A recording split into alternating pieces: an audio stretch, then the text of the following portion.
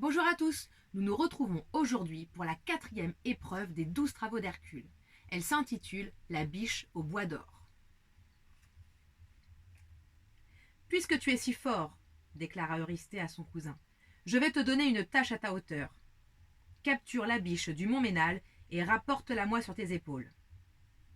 Eurysthée lui demandait l'impossible, car cette biche était protégée par Diane, la déesse de la chasse. La déesse l'avait placée sous sa protection depuis qu'elle avait rencontré dans la forêt 5 biches magnifiques qui portaient des bois d'or et des sabots de bronze. Elle en captura 4 qu'elle attela à son char, mais ne parvint jamais à attraper la 5e. Depuis, Diane empêchait quiconque de s'approcher de la biche sacrée. Hercule prit son arc et partit en direction des forêts du mont Ménal. Là, durant des jours et des nuits, il parcourut la montagne, pourchassant la biche qui fuyait sans cesse. Une année s'écoula ainsi. Un soir, désabusé et épuisé par sa course, Hercule se coucha au bord de l'eau et dormit 2 jours entiers.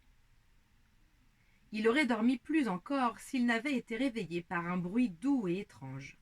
Il crut d'abord qu'il s'agissait de la pluie, mais en se levant, découvrit la biche qui buvait l'eau du ruisseau. Vif comme l'éclair, Hercule saisit son arc et visa la cuisse de l'animal. La biche tomba à terre, mais le coup infligé ne lui fit pas perdre une seule goutte de sang. Hercule se précipita sur sa proie, la plaça sur son épaule et prit la route de Mycène. Tandis qu'il pensait à sa mission bientôt achevée, un éclair l'aveugla et une femme superbe, armée d'un arc immense, apparut au-devant de lui. « Eh bien, petit mortel, tu oses t'emparer de la biche au bois d'or pour t'en protéger des dieux que je n'autorise personne à toucher ?» Hercule recula et contempla la jeune femme. Il reconnut aussitôt Diane, la déesse de la chasse.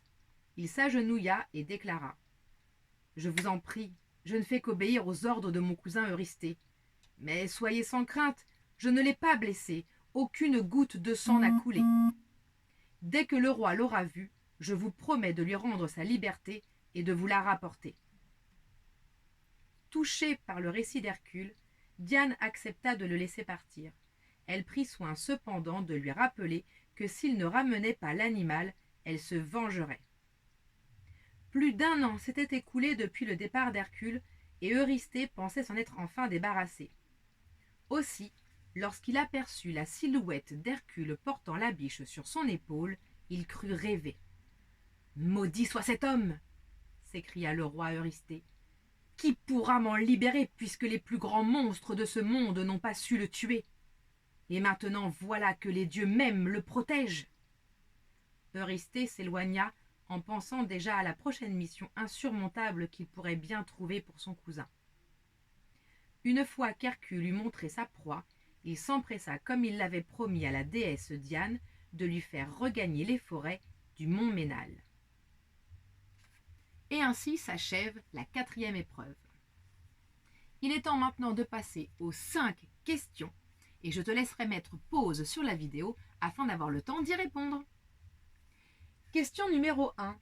Quelle déesse protège la biche? Question numéro 2. Pourquoi cette biche est-elle sacrée? Question numéro 3. Combien de temps dure cette épreuve? Question numéro 4. Pourquoi Diane laisse Hercule partir avec la biche? Et enfin, question numéro 5. Eurysthée est-il heureux de voir son cousin revenir? J'espère que tu as pris le temps d'y répondre. Maintenant, nous allons découvrir les réponses. Ainsi, à la première question, il fallait répondre « C'est Diane, la déesse de la chasse ». À la question numéro 2, il fallait répondre « Elle est sacrée, car Diane n'a jamais réussi à capturer cette biche au bois d'or et aux sabots de bronze ». À la question numéro 3, il fallait répondre « Elle dure plus d'1 année ». À la question numéro 4, il fallait répondre « Il promet de lui rendre sa liberté » et il raconte son histoire à Diane. D'ailleurs, cette histoire a beaucoup ému Diane. Question numéro 5. Non, il n'est pas heureux et il aimerait se débarrasser de son cousin.